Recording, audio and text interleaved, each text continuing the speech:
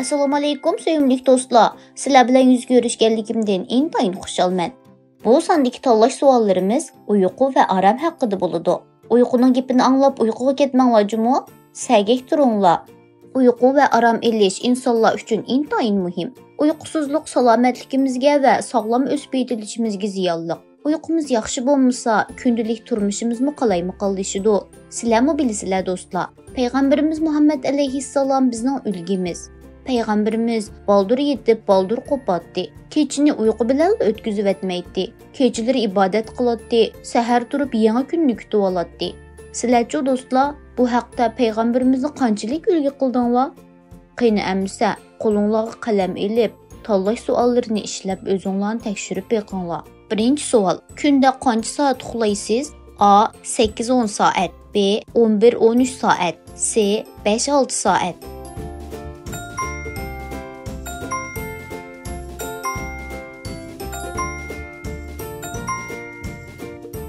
İkinci savol: odatda soat qanchada uxlaysiz? A. Kech soat 10da, B.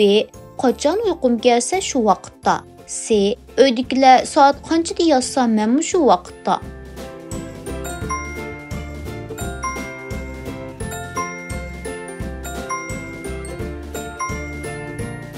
Üçüncü savol: toza o'ynayotganda apangiz uxlaydigan vaqt bo'lganligini aytsa qanday qilasiz? A. Oyunni darhol oxirlashtirib uxlayman. B. Birdam o'ynab olay deb opamga yolvurman. C. Opam bir necha qitim zo'rlaganda ondan uxlayman.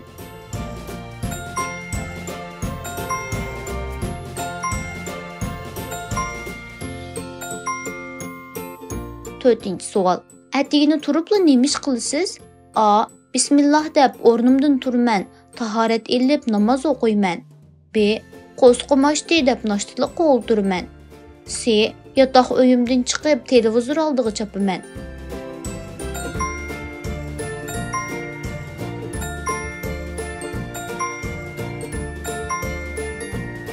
Beshinchi savol: uxlashdan burun nima ish qilasiz?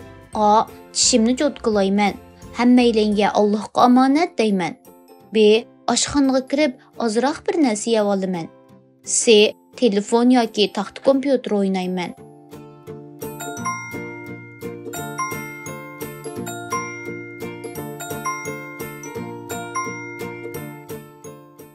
Oltinchi savol: atigini qandoq uyg'onasiz? O'zingizni qandoq his qilasiz? A. Baldur yotganligim uchun atigini baldur qo'pollayman, o'zimni tetik his qilaman. B. Opam uyg'otganda aron turman, uyqumni tez ochaman. C. Vaqtcha yotadiganligim uchun atigini bekdas turman, xomush yurman.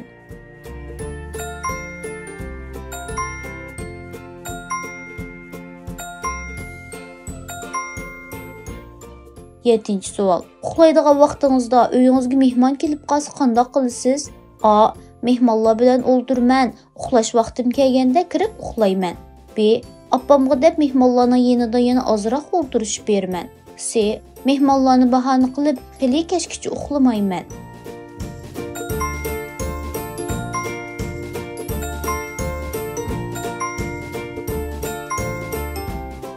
Sakkizinchi savol: uxlash oldida va uyqudan uyg'onganda o'qiladigan duolarni bilamsiz? Duo qilamsiz? A. Uxlash oldida va uyg'onganda cho'qim duo qilaman. B. Ba'zida unutib qolaman, esimga kelsala o'qib yotaman. C. O duolarning hech qaysisini bilmayman.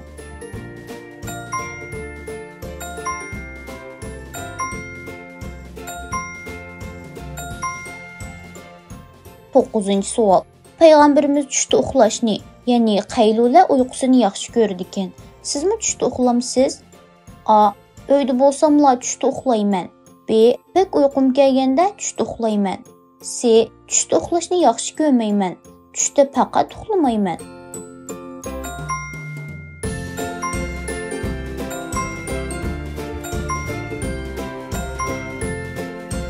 O'ninchi savol: dam olish kunlari uxlash vaqtingizda o'zgarish bo'lamdi? A.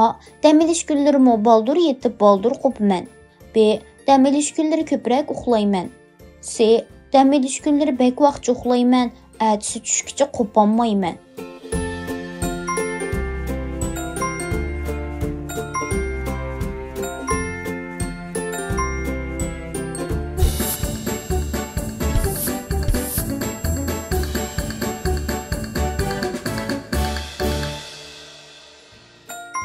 Uyqu və aram haqqındakı suallar muşunun bilan tugidi.